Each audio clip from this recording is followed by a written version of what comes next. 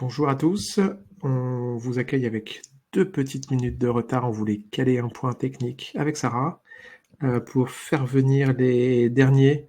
Comme d'habitude, vous pouvez nous saluer rapidement dans le chat pour montrer que tout fonctionne, nous dire, d'où vous êtes en France ou ailleurs, ça nous fait voyager. Hello Alexis. Hello à tous. Bonjour Guillaume de Haute-Savoie.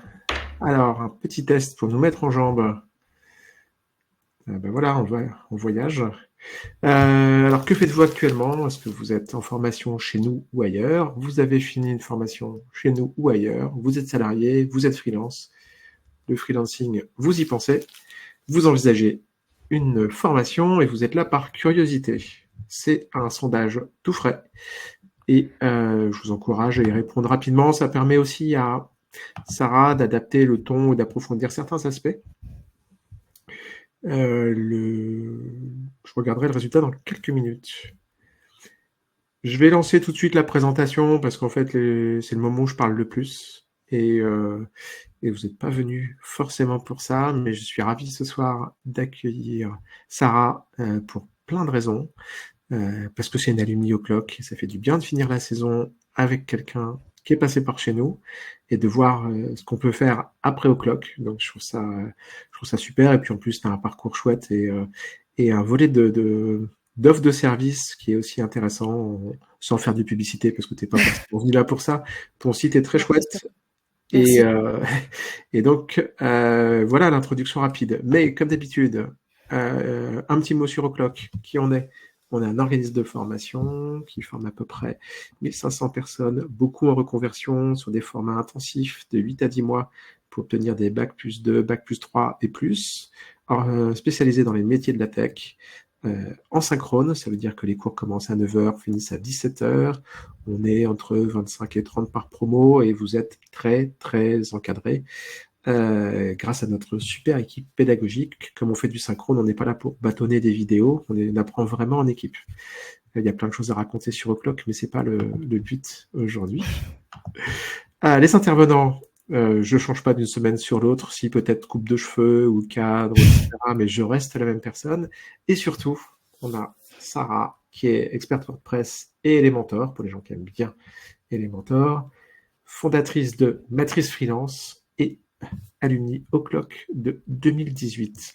Ça commence à faire. Ah, ça se voit pas, ça se voit pas. Ça se voit pas. Pas une ride. Pas une ride. On s'est passé le mot, mais c'est ton anniversaire ce soir et aujourd'hui, donc tu nous consacres du temps sur ton anniversaire, c'est un magnifique cadeau que tu nous fais. Merci beaucoup. Donc là, ça va être l'occasion aussi de célébrer tous ensemble et je pense que le chat va être généreux en cotillon, etc. Donc, bel anniversaire. Et comme tu vois, on n'a pas compté le nombre de bougies, mais tu as quitté O'Clock, ça fait 6 ans, donc c'est presque un anniversaire Ouais, c'est clair.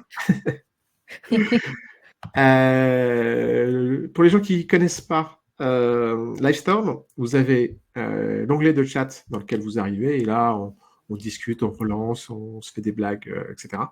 Et puis, les questions que vous pouvez poser à Sarah, c'est le petit point d'interrogation. Et là, il y a un système de upvote. En général, on a le temps de répondre à tout, mais on peut prioriser s'il y a vraiment beaucoup de questions. Et comme d'habitude, Audrey est là pour animer le chat, les questions, les sondages. Et donc, lâchez-vous. Pour les prochaines Happy Hour, d'habitude, on annonce toujours celui de la semaine, mais comme je disais tout à l'heure, on finit la saison. Donc, les replays sont disponibles sur YouTube. On a mis celui de Kevin aujourd'hui ou hier. En tout cas, il est frais, il est tout frais.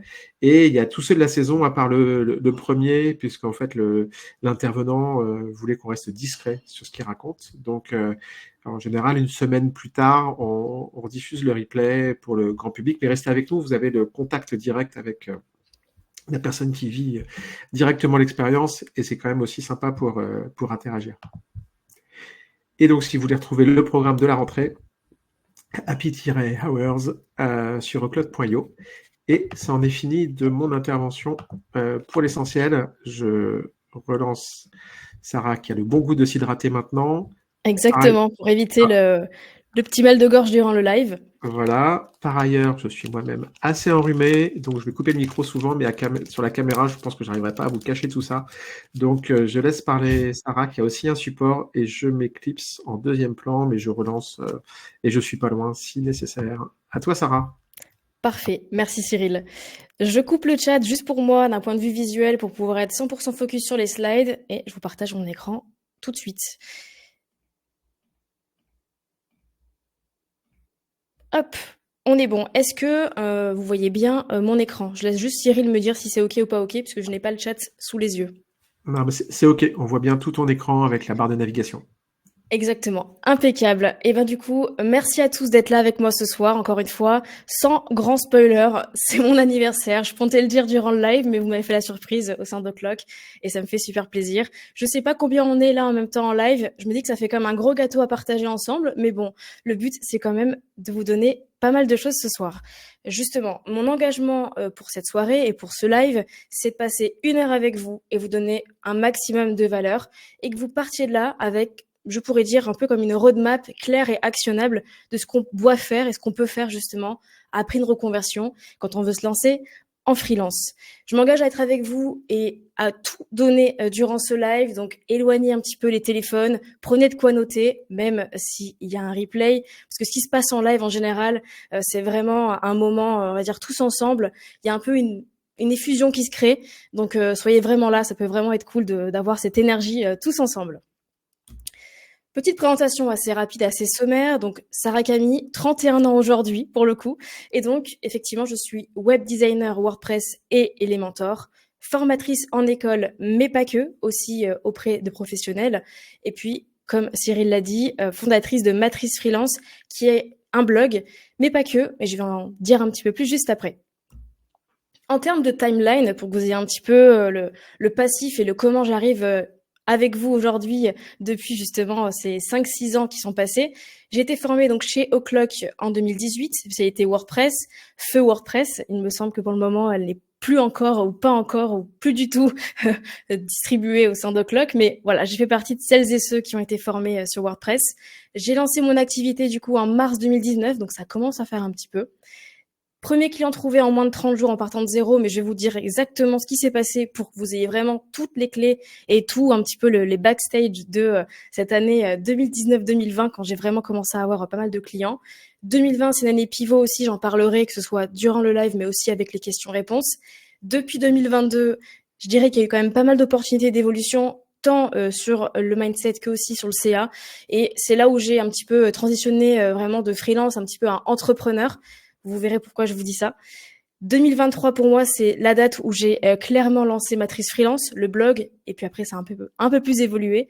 Et puis pourquoi je vous dis ça aussi aujourd'hui, en 2024, j'ai cofondé le Suède Podcast Podpreneur à Grenoble avec mon associée Déborah, et donc je suis actuellement dans le studio, donc c'est vraiment cool et vous voyez que il s'est quand même passé pas mal de temps en l'espace de 5-6 ans depuis la reconversion. Pourquoi j'ai créé Matrice Freelance? Je prends juste 2 minutes pour expliquer un petit peu ce que c'est, le pourquoi, le comment, pour après vous donner vraiment tout ce qu'il faut. Ma mission, c'est aider vraiment le maximum de profils en reconversion à devenir freelance en partant de zéro. C'est vraiment ce qui s'est passé pour moi. Je n'ai pas eu de contact, j'ai pas de parents entrepreneurs, j'avais pas un compte en banque qui était rempli à ras-bord et j'avais pas vraiment le réseau qu'il fallait, etc. J'ai trouvé justement les premiers clients et c'est comme ça que je veux aider les gens aussi à faire le même parcours que le mien, si je puis dire, un peu marcher dans mes pas, les aider aussi à monter en compétences. Je vais expliquer le comment. Il y a plusieurs facettes à ça, sur la gestion de projet, le marketing et la vente, tout en étant libre et épanoui, même s'ils n'ont pas les codes business, parce que je pense que, comme moi, pour certains, vous n'avez peut-être pas tous les codes business, et c'est ça qui manque quand on fait une reconversion et qu'on veut se lancer en freelance. J'ai 3 façons de vous aider à travers Matrice Freelance. Du contenu gratuit que je distribue sur mon blog, newsletter et aussi plus récemment un Discord gratuit.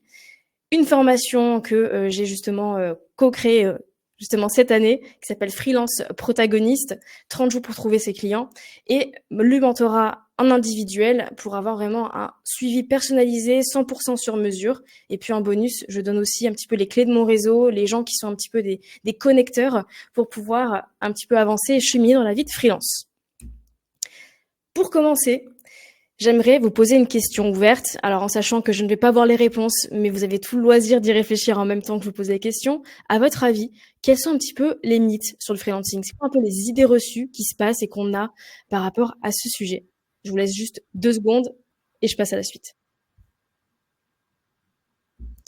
Les mythes sur le freelancing, il y en a quand même pas mal, mais j'en ai identifié 3 qui me semblaient vraiment importants de vraiment dégommer aujourd'hui avec vous. Le premier, c'est de dire qu'il y a trop de concurrence et que c'est vraiment impossible d'avoir sa place. Pour moi, ça, c'est vraiment le mythe que j'entends le plus souvent. Le deuxième, c'est qu'il faut être expert à tout prix pour pouvoir justement exceller dans son domaine avant de se lancer. Et le troisième, c'est que c'est complètement irréaliste de réussir après une reconversion. Ça, c'est vraiment les 3 mythes que j'ai identifiés et j'aurai la surprise de voir dans le chat après si c'était aussi ceux que vous aviez en tête. Je peux t'interrompre sur cette partie-là, comme Eh tu le ben, sens. je veux bien avoir 2-3 Comme retours. ça, tu as les retours. Le premier mythe, c'est on travaille 2 heures par jour et on est millionnaire. Les heures sup à gogo, le laptop au soleil, donc il y a le côté lifestyle. Difficile de trouver des clients. Le mythe principal pour Alice, ça va très très vite, c'est que les clients vont te trouver grâce aux réseaux sociaux alors que ça te demande du travail de trouver des clients. Mickaël dit juste qu'il est un peu en retard, c'est pas une question. La surcharge de boulot pour réussir à en vivre, les galères pour trouver des clients, le TJM avec le syndrome de l'imposteur, et puis difficile en tant que débutant pour Kautar. Voilà. Ok, bah Donc parfait. on n'est pas loin, on n'est pas loin. On n'est pas très loin, effectivement. Merci Cyril. Du coup, je vais les reprendre un par un pour un petit peu les puncher en live avec vous. En fait, déjà, la concurrence, c'est un indicateur qui est sain. En fait, ça veut dire que s'il y a de la demande et il y a de l'offre, du coup, les deux peuvent se rencontrer et donc vous avez tout à jouer dans ce terrain-là. Il y a rien de pire que d'avoir une super offre à proposer à des clients, mais que personne ne veut acheter. Et donc, la concurrence, voilà, c'est vraiment un indicateur sain. Ça veut vraiment dire que vous avez une place à prendre, soit en étant différent, soit en étant excellent, soit les deux, c'est aussi bien. Deuxième mythe, ça va être, l'expertise se construit par l'expérience et la pratique. Eh ben oui, en fait, on n'a pas besoin d'être, l'expert dès le départ. En fait, le fait de pratiquer et le fait d'avoir et d'acquérir de l'expérience, c'est ça en fait qui fera que vous serez à l'aise. C'est sûr que quand on démarre de zéro ou presque. En tout cas, on démarre en ayant fait une reconversion pour certains avec Outlook ou ailleurs, mais peu importe. On démarre toujours avec un bagage et ce bagage, normalement, il est toujours beaucoup plus important que le client. Le client, lui, il a aucun bagage et c'est normal en fait. Il fait appel à vous et c'est pour ça. Et troisième point, je suis là pour vous démontrer que c'est possible de réussir, pas impossible. Sinon, je serais pas là avec vous en live pour vous le dire. Réussir, ça veut dire quoi concrètement? Parce que chacun a un peu sa vision des choses et un petit peu sa matrice, sans aucun jeu de mots, sur ce que c'est la réussite. Est-ce que, et là je pense que le chat va s'enflammer, est-ce que c'est avoir des millions d'euros sur son compte en banque? Est-ce que c'est être libre d'aller où est-ce qu'on veut chaque jour? Est-ce que c'est aussi rouler en Lamborghini? Peu importe quelle est la réussite pour vous, chacun a sa définition.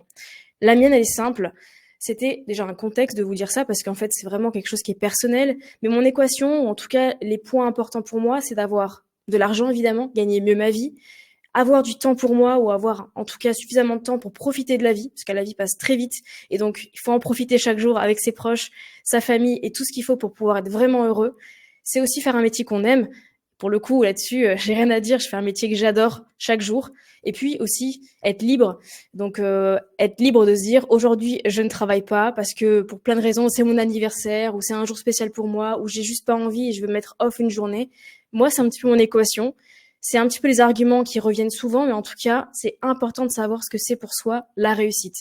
Et en d'autres termes, pour moi, c'est tout sauf ça. Quand j'étais encore salariée, que j'étais, je pense, en tout cas, c'est un sentiment que j'avais, pas reconnu à ma juste valeur, à faire un travail qui ne m'épanouissait pas, à être un petit peu la Sarah du service client, celle qu'on appelle parce que la box a bugué ou parce qu'un colis a été perdu. Et je me suis dit non, je veux plus jamais ça. Donc tout sauf ça, ça a été aussi mon moteur pour me lancer sur la partie reconversion, mais aussi sur la partie freelancing. Parce qu'être freelance, c'est ça en fait, c'est être libre. Libre de quoi justement? Libre d'organiser sa journée, son emploi du temps comme on veut, ça qui est cool. C'est aussi choisir ses clients, choisir ses types de missions, parce qu'il y a vraiment différentes façons de faire du freelancing. Il n'y a pas un seul modèle qui est juste. C'est aussi travailler de façon autonome ou avec ses pairs, parce que on peut être freelance, mais en fait, on peut aussi avoir des tonnes de collègues partout dans le monde, partout en France, partout dans des coworking ou des choses comme ça. Être freelance, c'est pas être seul pour autant. C'est aussi obtenir une revanche sur sa vie professionnelle. En fait, certaines personnes peuvent se sentir un petit peu lésées de pas avoir pu faire les bonnes études, de pas avoir été dans les bonnes cases, si je puis dire, d'un point de vue économique et social. Et donc, c'est aussi une façon de prendre sa vie en main et de se dire, maintenant, c'est moi qui décide, c'est moi qui fixe les règles et je suis justement mon propre patron. Et puis pour certains aussi, comme je l'ai dit, c'est de devenir digital nomade, de voyager et vraiment faire quelque chose qu'on peut-être peut pas faire en étant salarié. En bref, ce que je conseille en général, c'est de réfléchir avant de définir. Posez-vous un moment, alors peut-être pas maintenant parce que je pense que ça pourrait prendre des heures pour tout un chacun, mais vraiment, prenez un moment vraiment pour votre introspection, posez des questions, travaillez votre mindset. C'est pas un gros mot et c'est pas un mot un petit peu bullshit qu'on entend partout, c'est un vrai truc. Le spectre plus large du mindset, c'est un peu la psychologie en fait indirectement. Mais je ne me soustrais pas au fait d'être psychologue parce que je ne suis pas psychologue, mais vraiment, je suis plus là pour vous dire, posez-vous un instant pour travailler sur ce que vous pensez, vos préjugés, vos fausses croyances, les choses qui, en fait, vous empêchent peut-être de penser autrement que par votre spectre. Pourquoi ? Parce qu'en fait, très souvent, quand on a un spectre, quand on a justement une vision des choses et des idées préconçues, on peut aussi avoir ce qu'on appelle le syndrome de l'imposteur, mais on va en reparler juste après. Et aussi également, savoir un petit peu quel est son pourquoi, quel est le moteur. Je vous l'ai dit dans mon cas, quel était mon moteur. À vous justement d'y réfléchir et de le définir. Mais attention, justement, on va un petit peu rentrer en état d'introspection. Est-ce que c'est vraiment fait pour vous, le fait d'être freelance ? Je vous donne quelques pistes. Petit moment d'introspection, je pourrais mettre des bougies, mettre une musique, mais on n'a peut-être pas le temps pour faire ça. Quelques questions à vous poser. Vous pouvez faire un screenshot, vous pourrez le revoir en replay, mais ces 4 questions qui me paraissent assez importantes, c'est est-ce que vous aimez être assis face à un ordinateur toute la journée ou on va dire une majorité de votre temps ? Est-ce que vous aimez le web ou la tech ou les deux, en façon plus large, à un point d'être vraiment passionné, que ce soit vraiment quelque chose d'ardent et brûlant pour vous ? Est-ce que vous aimez résoudre des problèmes ? Parce que être freelance, être à son compte, être entrepreneur de façon plus large, c'est aimer être confronté à des problèmes, on va dire des bons problèmes qu'on choisit, si j'ai envie de dire ça comme ça, et de trouver des solutions. Est-ce que vous avez comme qualité, et c'est qu'un petit éventail, mais c'est au moins des qualités qui me paraissent assez importantes, d'être débrouillard, d'être orienté solution, donc évidemment, d'être curieux, d'apprendre, curieux aussi de se remettre en question, parce que en fait, chaque jour est un petit peu différent, mais aussi à la fois en même temps le même, parce que vous avez besoin de faire appel à ces moteurs, à ces forces en vous. Et donc, est-ce que vous avez aussi une notion de relation client, d'aimer un petit peu tout ça ? À vous de vous poser les questions. J'ai pas les réponses, mais pour moi, c'est quand même un petit peu le moyen de vous aider à trancher vers le oui, vers le non, vers le peut-être, je ne sais pas, mais ça peut vous aider déjà à poser un petit peu les pour et les contre. Est-ce que ça va ? Est-ce que tout le monde est là ? Parce que c'est que le début. À votre avis, pareil, je vais poser la question en live et je laisserai Cyril me faire le retour. C'est quoi le premier défi à relever quand on se lance en freelance ?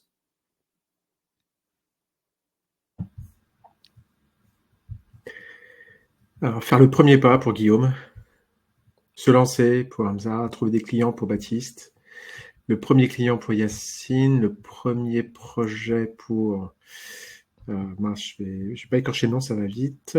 S'organiser, trouver son premier prospect, voilà, pour Camille, trouver sa forme juridique pour Audrey, trouver son premier prospect, satisfaire le client, trouver le premier client ou réussir à faire un projet fonctionnel et les défis techniques auxquels on n'a jamais fait face.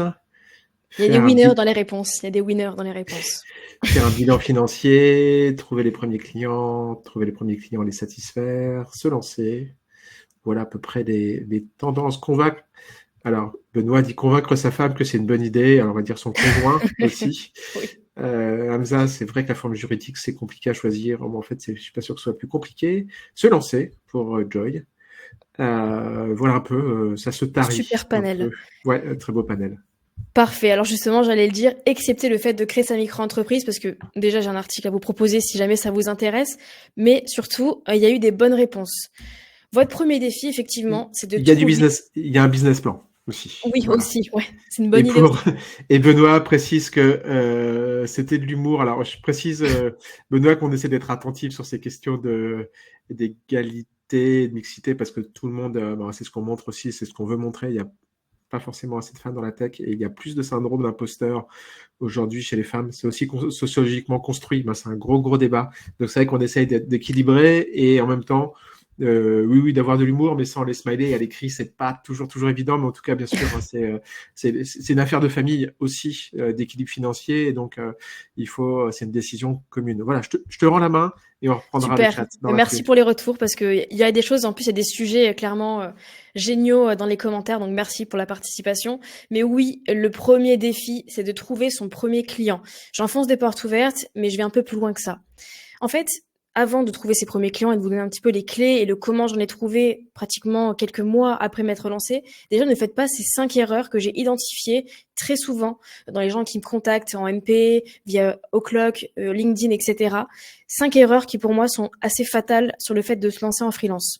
Déjà, de ne pas avoir fait son introspection et de se lancer tête baissée. Alors, a priori, pour tous ceux qui sont là ici en live et pour ceux aussi qui seront en replay, normalement, vous l'avez peut-être fait en live, en mode méditation zen, bougie, musique, un petit peu d'ambiance. La deuxième erreur, c'est de procrastiner et de faire le portfolio du perfectionniste. J'y reviens juste après avec la petite étoile. Troisième erreur, c'est de rester uniquement dans sa tête et de blâmer toujours le syndrome de l'imposteur. Pareil, on en rediscutera un petit peu après. Le quatrième point, c'est d'avoir un petit peu le préjugé qu'indépendant, ça rime avec solitaire, et donc du coup on est bloqué et en fait on peut pas trouver de clients, on peut pas s'associer, etc. Pareil, grosse erreur de rester tout seul dans son coin. C'est une erreur que j'ai faite dès le départ, donc du coup c'est pour ça que je vous l'ai dit. Et cinquième point qui peut être un petit peu touchy, donc on va pouvoir en discuter, c'est le fait de refuser catégoriquement, peut-être par ego, peut-être par peur aussi, de travailler gratuitement pour obtenir de l'expérience. Pareil, petite étoile, j'y reviens juste après. Déjà, le portfolio du perfectionniste.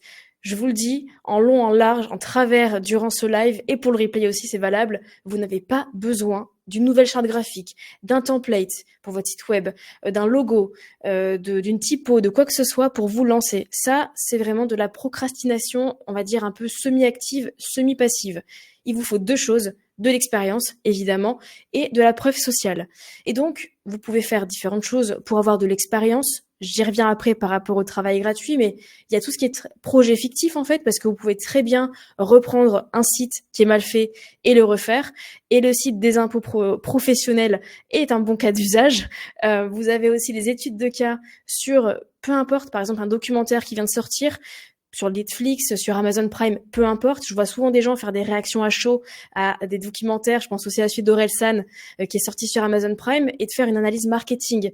Ça peut être un peu un cas de figure, mais là je vais parler du coup de trucs un peu plus concret et tangible. Ça peut être à la refonte du logo de Peugeot, ça peut être pas mal de choses, mais vous voyez un petit peu l'idée. Là, on est sur un spectre spécifique, mais voilà, c'est ça un peu l'idée de faire l'étude de cas. Et il y a aussi les avant-après, ça les gens adorent de voir un peu les transformations. C'est un peu comme les coachs sportifs qui vous montrent, vous voyez, Mireille, avant, elle avait 20 kilos à perdre, et ça c'est Mireille aujourd'hui, sans citer la pub, mais c'est un petit peu l'idée, vous voyez un petit peu le cas, ça marche tout le temps, et ça montre votre crédibilité, même si vous débutez. Et puis évidemment, rassembler tout ça dans un outil qui vous paraît hyper pratique, hyper utile. Ça peut être votre site si vous vous sentez 100% à l'aise, mais sinon, un Google Doc ou un Notion, c'est très bien pour tout rassembler, tout mettre dedans et montrer tel client, telle référence ou tel projet fictif, peu importe. Et c'est tout. Il n'y a pas besoin de plus. Deuxième point important, qui est un petit peu touchy, c'est le travail gratuit. Pour moi, travailler gratuitement pour obtenir de l'expérience, c'est un grand oui, mais de façon smart. Spécifique, mesurable, atteignable, réaliste et temporellement défini. Pour ceux qui connaissent le SMART, vous irez le vérifier juste après pour avoir un peu plus de détails. En fait, l'idée, c'est de cadrer la mission gratuite, parce que oui, même si c'est gratuit, on fait pas les choses n'importe comment, parce qu'on sait comment ça se passe quand on veut faire un site pour le tonton, pour la tata. Ça s'étale sur le temps, on n'est pas tout à fait d'accord sur un petit peu les comment, les pourquoi. Et donc, il faut cadrer ça comme si c'était une vraie mission. Il faut vraiment impliquer les gens, même si c'est gratuit. Donc, on définit le périmètre, on définit le livrable, on définit ce que j'appelle la monnaie d'échange. Mais c'est souvent, en fait, un témoignage sur une fiche My Business, sur, on va dire, une vidéo de témoignage, montrer le travail qu'on a pu réaliser. Ayez vraiment une attitude de pro, même quand on fait du gratuit. Ça me paraît hyper important. Ça montre déjà un petit peu le ton pour les vraies missions qui vont arriver. Donc, maintenant, j'enchaîne vraiment sur les 3 moyens de trouver son premier client. Il y a 3 paliers, 3 niveaux que j'ai identifiés. Je vous partage les 3 en live. Le niveau 1, c'est le premier cercle, assez connu. C'est les proches, les amis, la famille, les personnes qui sont, on va dire, très très proches de notre cercle.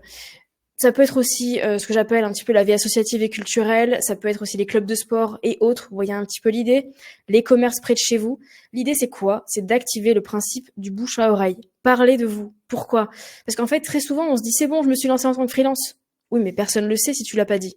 Ça paraît être évident, mais tout ce qui se passe dans sa tête, c'est pas quelque chose qui se passe dans le concret. Alors vraiment, passez le mot, saoulez un petit peu les gens de façon bienveillante et gentille, avec respect évidemment, mais parlez de ça en fait. C'est pas une question d'ego, c'est pas une question, je dirais, de trop en faire. C'est vraiment une question de donner l'information surtout. Donc, parlez à votre cercle, parlez aux gens autour de vous. Le deuxième niveau, évidemment, vous en doutez, c'est le réseau professionnel. Et là-dessus, a priori, si vous êtes majeur et donc plus de 18 ans, et même plus âgé, vous avez encore plus d'expérience, c'est ça qui est chouette avec l'âge, c'est que vous avez potentiellement un grand réseau. Depuis vos études jusqu'à votre travail, ancien travail ou travail actuel, et votre reconversion et d'autres choses que vous avez fréquentées autour de vous, je pense que vous ignorez à quel point vous avez un grand réseau devant vous.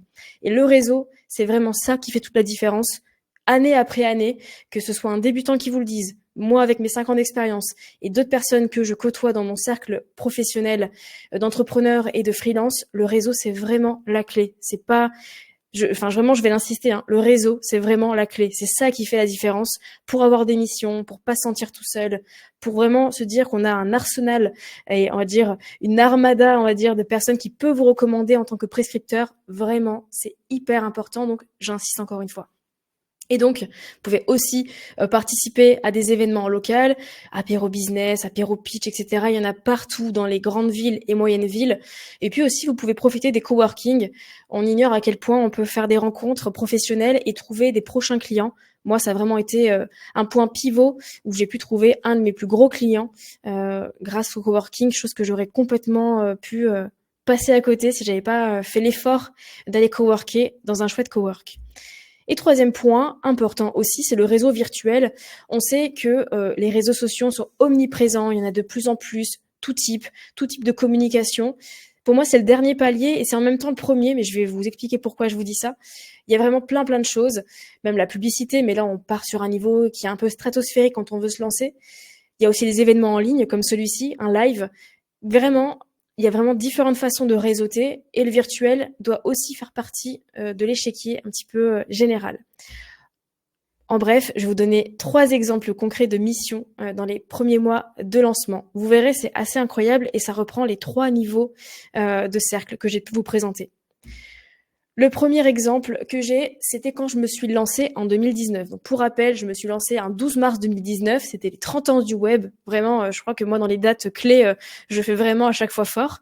Et donc, qu'est-ce que j'ai fait? C'est que, à cette période-là, on était donc en mars-avril 2019, j'ai fait un tweet pour dire, ben voilà, ça y est, après ma reconversion, je me lance en freelance. Et qu'est-ce qui s'est passé? C'est que justement, quelques temps après, donc on était le 20 mars sur la capture d'écran, donc autant vous dire que c'était vraiment peu de temps après, j'ai eu une première mission apportée sur un plateau d'argent par mon réseau pro et mon réseau virtuel. Vous verrez, ça coche un peu toutes les cases. Et donc, qu'est-ce qui s'est passé? Mise en relation hyper qualifiée, activation du réseau professionnel, syndrome de l'imposteur exacerbé, parce que clairement, quand on te dit que tu as une super mission amenée par quelqu'un d'important dans ton cercle, autant dire que là, le syndrome de l'imposteur, il est dans tous les sens, pump it up, et franchement, ça a été un petit peu compliqué. Mais le résultat, c'est quoi? C'est que ma première mission, c'était une mission que j'ai pu facturer plus de 3 000 €, qui est quand même un chiffre assez conséquent, parce que c'est à peu près 3 fois ce que je gagnais quand j'étais encore salarié. Donc autant vous dire que pour moi, c'était vraiment un truc incroyable, et ça s'est vraiment produit 15 jours, 3 semaines après mon lancement. Donc vraiment, on ne lésine pas sur le fait de communiquer quand on se lance en freelance. Deuxième point, c'est le niveau 2. Donc deuxième mission, le réseau professionnel. C'était avec quelqu'un de ma promo. Donc je le salue s'il nous regarde en replay ou en live. On a fait une mission à 4 mains avec 2 compétences clés. Donc mes compétences en WordPress et ses compétences en Symfony. Et donc l'idée, c'était de partager la mission de son client. Et donc fusion des compétences, utilisation de mon réseau au clock et aussi un certain plaisir de ne pas se sentir toute seule et de pouvoir co-développer ensemble un site internet et une application vraiment top. Et donc là, on est clairement, je dirais, dans le réseau numéro 2 sur le réseau professionnel. Et enfin, troisième exemple de mission, eh bien oui, Malte, la fameuse plateforme Malte que tout le monde connaît, dont tout le monde parle. Mission que j'ai obtenue, si j'arrive à lire en même temps sur l'écran, en juillet, ou c'est ça, quelque chose comme ça, j'arrive pas tout à fait à lire. En fait, l'idée, c'est que j'avais utilisé le boost de la plateforme Malte, puisque Malte met en avant les nouveaux freelances, les nouveaux arrivants, ce qui est assez juste, je trouve. Et donc, c'était une mission qui était avec une contrainte, mais une contrainte assez chouette au final, mi-télétravail, donc de chez moi, mi-présentiel dans les locaux de mon client, qui était, je dirais, à 20 minutes de trajet, donc vraiment chouette. Et pareil, encore une fois, l'idée de ne pas être toute seule dans mon coin et d'avoir aussi je dirais, un développeur senior en interne. Bon, toujours le syndrome de l'imposteur, mais c'était quand même cool de ne pas se sentir à chaque fois toute seule. Et donc, vous le voyez, encore une fois, une super mission, un vrai cas concret. Et donc, vous voyez 3 exemples de missions où j'ai pu commencer à faire du chiffre d'affaires assez rapidement en actionnant chaque niveau, en allant justement toquer un petit peu à toutes les portes. Du coup, vu qu'on parlait des plateformes Malte, je vais vous donner un petit peu mon avis à ce sujet, parce que j'ai un avis qui n'est pas tranché. Je suis ni pour ni contre. Je pense qu'il y a vraiment du bien et des trucs un petit peu moins bien à chaque fois. Il faut faire la part des choses et je vous le donne tout de suite. Les points positifs, je parle de Malte, mais il n'y a pas que Malte évidemment, c'est que les plateformes, c'est vraiment comme un espèce de catalogue. Et donc l'avantage, c'est d'être référencé sur une des plus grosses plateformes d'Europe. Je pense à Malte évidemment. C'est aussi d'avoir un cadre sécurisé tant pour le freelance que pour le client pour pouvoir commencer à facturer ses missions. C'est vrai que pour le coup, ça a un côté hyper rassurant quand on explique bien à son client, quand on comprend bien un petit peu les enjeux. Et puis, évidemment, on a quand même une possibilité de trouver facilement des clients. Je sais déjà d'avance, sans voir le chat, qu'on va me dire que oui, c'est un secteur qui est un petit peu saturé, qu'il y a quand même beaucoup de monde. Bah oui, il y a du vrai et du faux. Je vais en parler juste après. Les points négatifs, justement, j'y arrive. C'est qu'évidemment, il y a une commission qui est de 10%, qui est non négligeable, parce qu'évidemment, ça reste toujours un bout de la prestation qu'on ne peut pas avoir pour soi, donc évidemment, c'est une rentrée d'argent en moins, mais c'est le prix à payer d'utiliser une plateforme qui vous met en relation avec des clients. Il y a aussi, pour moi, c'est un petit peu vraiment le gros point négatif des plateformes de freelance, et non pas de Malte, parce que je prends l'exemple de Malte puisque c'est la plus connue, c'est qu'il y a une certaine dépendance aux plateformes, et donc, ça fait un petit peu le syndrome du freelance un peu chill, un peu tranquille, qui se dit bah, ça va tomber tout seul, tout cuit dans la boîte mail et dans la boîte de Malte. Et donc, du coup, je n'ai pas une attitude proactive à trouver des clients. Et donc, je reviens un peu au point d'avant, à actionner mon réseau.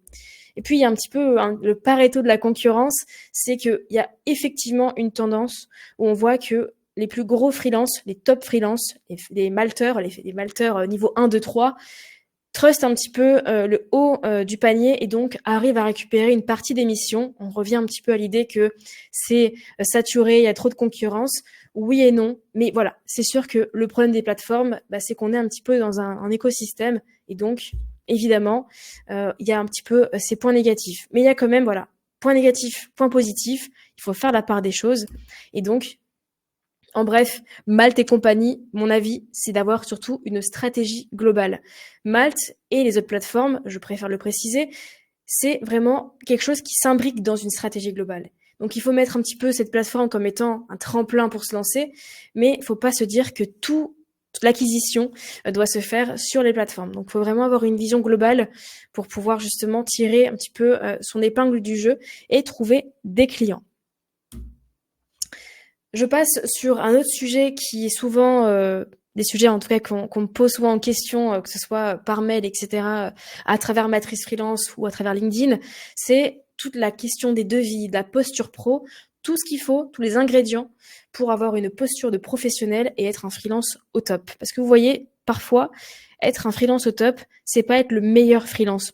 Même si des fois c'est important de l'être, évidemment, de tirer son épingle du jeu par le fait d'être excellent, mais il y a des basiques, des choses vraiment très basiques et très simples qui font qu'on se démarque des autres. Déjà, il faut arriver à deviser comme un pro.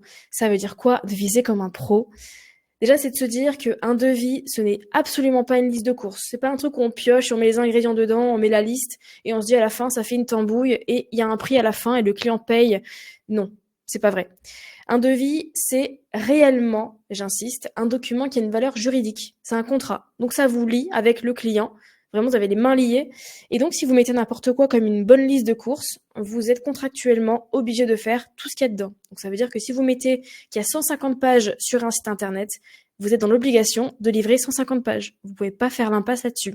Donc justement, ce n'est pas une liste de courses, on n'est pas à Carrefour, on fait attention à ce qu'on met dedans. Et donc, c'est quoi un petit peu les bonnes pratiques pour pouvoir faire un devis qui est cadré? Déjà, on fait attention à ce que l'on écrit. On met pas n'importe quoi. On met pas justement 150 pages. On met pas 14 allers-retours. On fait extrêmement attention parce que ça a une valeur juridique. On détaille précisément ce que l'on fait dans le devis. Donc, s'il y a 5 pages, c'est 5 pages. Après, libre à vous de dire que l'on met un peu plus, un peu moins, enfin, moins non, mais un peu plus, en tout cas, de pages si vous voulez faire, je dirais, une offre un petit peu commerciale, un geste commercial. Mais voilà, vraiment, on détaille précisément de là où on commence jusque là où on va. On indique ce qui est aussi en option parce que on peut avoir des choses qui sont peut-être interdépendantes dans son devis. Et donc, on va indiquer si, par exemple, dans mon cas, la maintenance est en option. Le pack RGPD de l'avocate est en option aussi. C'est pas forcément tout de suite inclus, mais on définit bien ce qui est nécessaire et ce qui est optionnel. Parce que les clients, très souvent, ce qu'ils comprennent pas, c'est quand il y a plein de choses que c'est fourre-tout et on ne sait pas justement là où commence réellement le devis et là où il s'arrête.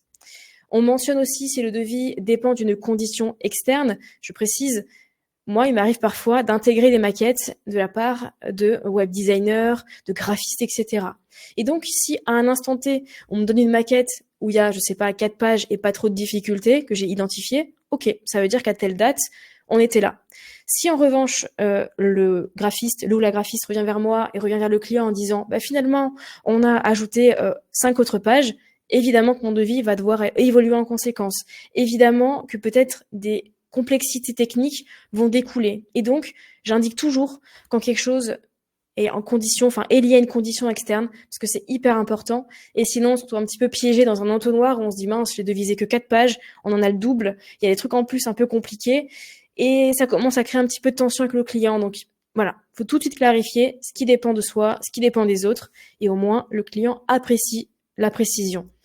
Et puis évidemment, chose importante, mais chose évidente, je le mets en gros, en gras pour que vous l'ayez en tête, on fait signer le devis à son client avant de commencer à travailler, et on a vraiment une signature du devis, pas juste un OK, on a vraiment, c'est ce que mon avocate me dit en tout cas, une signature sur le devis vraiment bon pour accord, et puis on demande 30% d'acompte pour commencer. Sinon, on bouge pas d'un iota en fait. On commence pas à travailler pour le client, on commence pas à faire quoi que ce soit si on n'est pas payé pour commencer le chantier. C'est pareil, je pense à tout ce qui est immobilier, tout ce qui est, on va dire, travaux. Les artisans ne se déplacent pas jusqu'à chez vous et ne commencent pas à casser la cloison si vous n'avez pas payé justement. Donc c'est pareil pour les sites internet, c'est pareil pour toutes les prestations web. On ne fait rien si on n'a pas un acompte et une signature parce que sinon on peut être lésé et donc il faut que ce soit juste dans tous les cas. Avoir une attitude de pro, même si on débute, c'est quelques ingrédients que je vais vous donner là, juste ici. Mais à votre avis, qu'est-ce que ça pourrait être pour vous, une attitude de pro? Histoire qu'on ait un petit peu d'interaction. Il y en a plein, mais je t'ai pas interrompu. Il y a beaucoup d'activités dans le chat, des explications de texte, des compléments. Alice qui dit fake it until you make it. You make Oui. it, pardon. L'intégrité et le respect des délais pour Kevin. Respecter ses engagements pour Audrey. Ziad est en train d'écrire, donc, et Sabine aussi. Donc, petit suspense. Petit suspense en live. Le fake it until you make it, c'est bien, mais attention, justement. Il faut quand même avoir un petit peu de conscience pro et ne pas non plus vendre n'importe quoi au client si on ne sait pas le faire. Mais ça, on en reparlera aussi. Toi, Yacine, savoir communiquer. Pour Sabine, un petit plus offert, un geste commercial, mais il y a un point d'interrogation. Ah. Je pense qu'effectivement, on peut en discuter. Savoir dire non et s'imposer avec un client, pour Fabio. Benoît, attitude pro, c'est bien annoncer les choses et faire un travail sérieux au juste prix. David, répondre rapidement, apporter une réponse systématiquement. Riyad, parler correctement, évoquer correctement les engagements et se tenir à ce qu'on propose, et surtout pas mentir. Être clair et savoir s'exprimer et communiquer pour Ziad. Ne pas vendre du rêve pour Thomas. Éviter de surpromettre, si je reformule. Exact. David qui dit dire ce que l'on fait et faire ce que l'on dit. Absolument d'accord avec pas mal de choses qui ont été dites. Il y avait justement, c'est pas dans les slides, mais je le note là en live avec vous. On parle souvent de sous-promettre, en tout cas promettre ce qui est vendu au client, mais sur-délivrer. Et effectivement, c'est un petit peu l'idée de donner un peu plus que ce pourquoi le client a payé. C'est aussi justement pas une attitude de pro dans le sens, c'est pas les rudiments, mais c'est le petit plus qui fait toujours plaisir et qui donne satisfaction au client de se dire, OK, il ou elle a été au-delà de mes espérances. Ça, c'est un petit tips en plus, mais il y a déjà des bases à respecter pour pouvoir avoir une attitude de pro. Déjà, effectivement, pour moi, mais il y en a plein d'ingrédients évidemment, il y en a 5 que j'ai identifiés qui me paraissent vraiment être le B à bas de l'attitude de pro, même quand on se lance. Le premier déjà, c'est avoir une trace écrite par mail des échanges, de tout ce qu'on dit avec le client, parce qu'on sait que les paroles s'envolent, mais les écrits restent. C'est pas uniquement une question d'avoir la compétence de relation client et donc de gestion de projet, c'est aussi, pour faire le parallèle avec ce que j'ai dit avant, avoir une preuve de ce qui est échangé. Pourquoi ? Parce que très souvent, on peut justement échanger sur plein de trucs avec le client, etc. Mais la trace écrite permet de vraiment de recontextualiser et de reposer un cadre qui est important.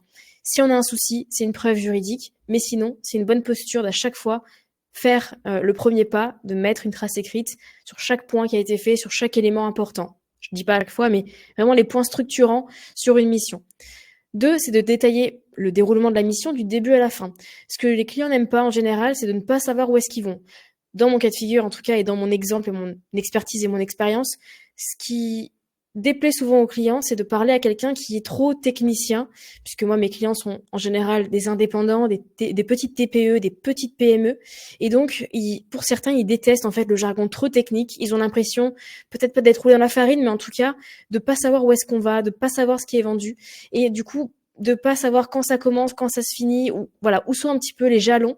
Et donc, ce que les clients apprécient, c'est vraiment de savoir d'où est-ce qu'on commence, où est-ce qu'on va. Je reviens un peu à l'idée de montrer un peu le avant-après. C'est un peu cette idée-là, mais d'expliquer un petit peu les grands process, les grandes étapes. Ensuite, évidemment, c'est d'indiquer une date de livraison estimative ou réelle. Pourquoi j'insiste là-dessus ? Parce que très souvent, il y a des clients qui vous disent « Vous inquiétez pas, on a le temps ». Le problème, c'est que le « on a le temps », c'est pas une bonne réponse. C'est pas une bonne réponse parce que déjà, c'est le flou. Et en fait, ce qui est flou, c'est jamais bon de façon générale. Et deuxièmement, quand le client n'insiste pas sur une date, rassurez-vous, à un moment donné, il aura une date précise à vous communiquer et généralement, ça tombe jamais au bon moment. Ça tombe au moment où vous avez pris de nouvelles missions, ça tombe au moment où vous avez peut-être besoin de déconnecter et donc, s'il n'y a pas de date de livraison estimative, une fourchette, on va dire quelque chose qui est posé, le client finira de façon bienveillante évidemment, ou pas, mais en tout cas, je pars du principe que c'est bienveillant, de vous imposer sa date. Donc, ne laissez pas vous imposer une date dans le sens pas au mauvais moment pour vous, et donc indiquez au moins quelque chose d'estimatif. Les clients apprécient réellement, même s'ils vous disent pas de souci. Non, posez une date, c'est important. 4e point, soyez proactif dans la gestion de la mission. Ça veut dire quoi ? Ça veut dire d'être toujours celui ou celle qui fait le premier pas. Donc, soyez celui ou celle qui fait une trace écrite, qui fait un récap de la mission, qui prend les devants, en fait, pour vraiment prendre le client par la main. Les clients, ils adorent ça, en fait. Ils aiment être un petit peu chouchoutés. C'est un petit peu comme quand vous faites vos courses ou vos emplettes. Je pense à Ikea parce que je suis dans le studio de podcast et donc du coup, je vois un petit peu les accessoires autour. Chez Ikea, la force qu'ils ont, c'est de vous guider dans le showroom d'un point A de l'entrée à un point B, si je puis dire, les caisses ou la fin, en tout cas, du showroom. Et vous êtes guidé à travers différentes ambiances pour pouvoir vous projeter. Et donc, ça revient un petit peu avec l'idée de parler du déroulement. Et donc, soyez proactifs dans tout ça. Soyez celui ou celle qui, voilà, dit au client, là, on en est là. On va terminer cette partie-là d'ici une semaine ou deux. Ensuite, il va se passer ça. On aura besoin de tel truc. Donc, prévoyez de faire ça. Vraiment, cette attitude de pro, c'est vraiment de prendre les devants. Parce qu'encore une fois, c'est vous l'expert et pas le client, en fait. Si le client, c'est l'expert, c'est qu'il y a un petit problème dans la jauge de compréhension de la mission. Ou en tout cas, c'est qu'il y a quelque chose qui cloche un petit peu. C'est vraiment vous qui devez prendre tout ça en main. Et dernier point qui me paraît super important de préciser, c'est ne ghoster absolument pas votre client s'il y a un souci ou s'il y a une petite tension. Pourquoi ? Parce que déjà, le fait de ghoster un client, le fait de prendre trop de temps à répondre parce qu'on est bloqué, le client le sent en fait, hein, ils sont pas bêtes, les clients, ils sont humains comme vous et moi, et donc ils le sentent en fait quand il y a quelque chose qui bloque, quelque chose qui coince et que bizarre, le freelance ne répond plus.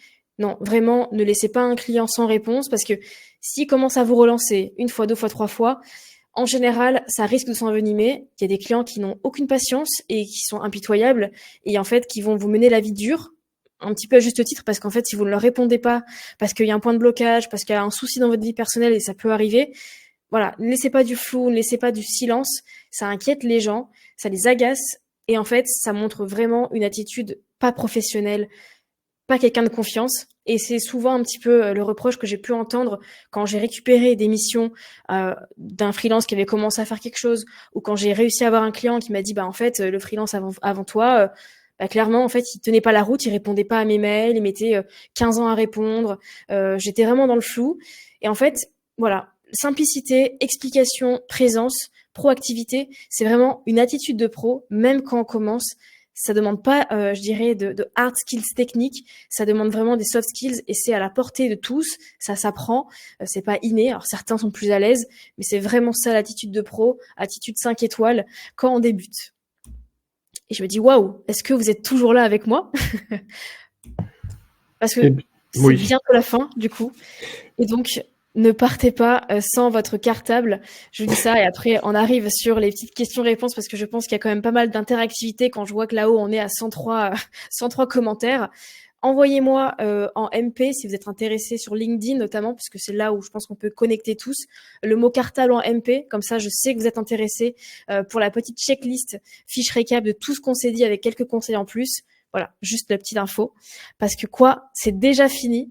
Oui, c'est déjà fini, mais on passe aux questions, puisque je pense que vous avez quand même pas mal de choses à me dire, et je pense qu'il y a quand même pas mal de trucs, je pense qu'il y a pas mal de surprises derrière moi, donc voilà pour ce live. On peut passer sur les petites conclusions questions-réponses, comme ça après je pourrais souffler vraiment mes petites bougies sur mon gâteau qui m'attend. Mais en tout cas, merci d'avoir été là, et on peut passer du coup aux questions-réponses. Bah écoute, merci à toi parce que pour le coup c'était hyper dense. Audrey est en train de partager ton adresse LinkedIn, donc attends-toi à avoir une soixantaine de contacts très C'est ça. probablement. Ou presque. Je vais voir ce que ça fait d'être influenceuse et d'avoir des tonnes de notifications. Exactement. Voilà, influenceuse freelance.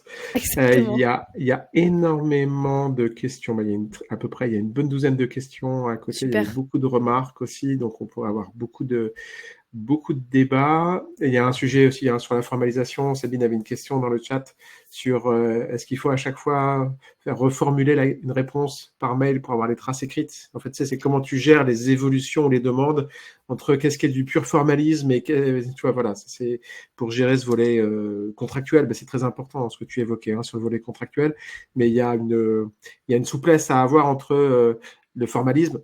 Parce que aussi, si les gens travaillent avec des freelances et qu'ils veulent une forme d'adaptabilité et pas des contrats de 250 pages, mais en même temps la traçabilité pour justement sécuriser la prestation.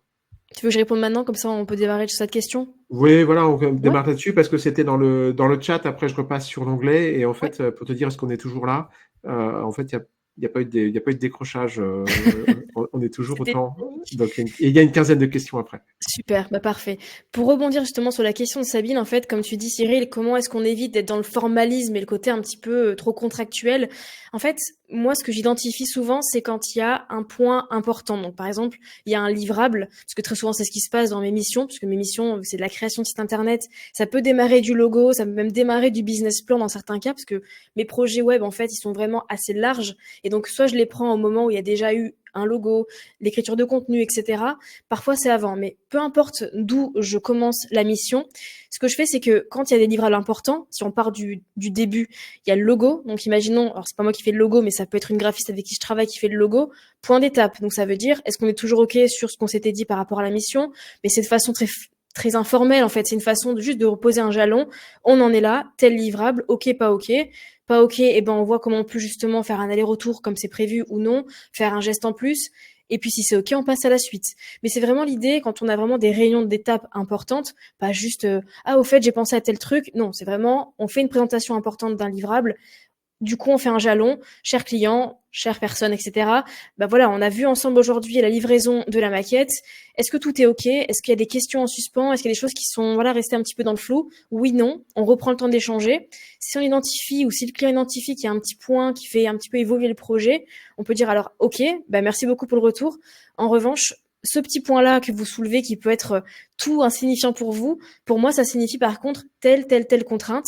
Est-ce que du coup, si c'est une grosse contrainte, on revoit un petit peu un pan de la mission et donc auquel cas on fait un avenant, il y aura une journée en plus à la fin du projet à facturer, est-ce que vous êtes OK, pas OK? Mais l'idée c'est ça, c'est identifier quand il y a des points qui viennent modifier un peu la structure et modifier, je dirais, le cours de la mission dont vous êtes le héros ou la héroïne.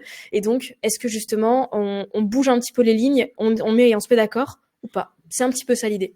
Donc c'est pas du pur formalisme. Ouais, il y a quelque chose qui est pas mal aussi à faire après ce type de réunion, c'est compte rendu de nos échanges.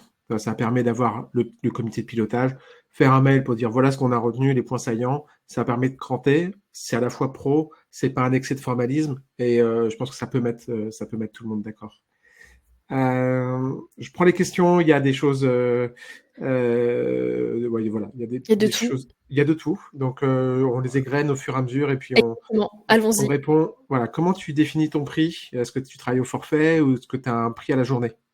Ok, bah c'est une super question et je vais juste commencer sur un petit point avant. C'est déjà en fait quel TJM on peut avoir quand on commence et comment est-ce qu'on peut justement l'identifier, parce que c'est souvent une question qui revient. Parce que du coup, Hamza, tu as une question plus précise. Je t'en remercie.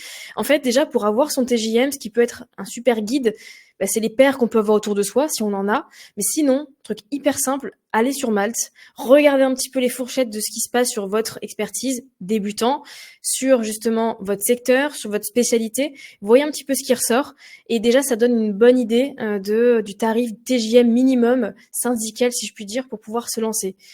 Pour ma part, j'ai commencé entre 300 et 350 euros jour. C'est a priori selon les calculs qu'on en fait par rapport au statut de micro-entreprise, pour remettre un peu le contexte, c'est un petit peu le tarif plancher sur lequel on vit correctement, en tout cas au début, par rapport aux charges, par rapport au temps passé, c'est un petit peu la base. Mais après, encore une fois, ça dépend de la spécialité, ça dépend de pas mal de choses. Donc Malte, pour moi, c'est un bon indicateur. Mais en tout cas, pour y répondre, Hamza, mon prix, en fait, je l'ai défini donc comme ça. Et puis, en fait, surtout, une fois que je l'ai posé, donc j'avais posé ça en fonction des retours que j'avais eus de personnes qui étaient freelance autour de moi quand j'ai posé un peu mes questions, 300 pour 150 euros jour. Donc là, à l'heure actuelle, je suis à 450 euros jour. Donc ça a un petit peu évolué effectivement en 5 ans d'activité. Et je facture autant donc à la journée, donc TJM jour, quand il y a vraiment un besoin. Ou alors, pour mes clients, et contextuellement à ce que je fais, création de site internet, j'ai aussi un taux journalier qui est un peu plus élevé, puisque j'estime que si un client me veut une seule heure, je facture un tout petit peu plus cher. Du coup, si on fait le rapport, on va dire taux horaire, taux journalier. Donc, je suis à 70 euros hors taxe à l'heure, 450 euros à la journée.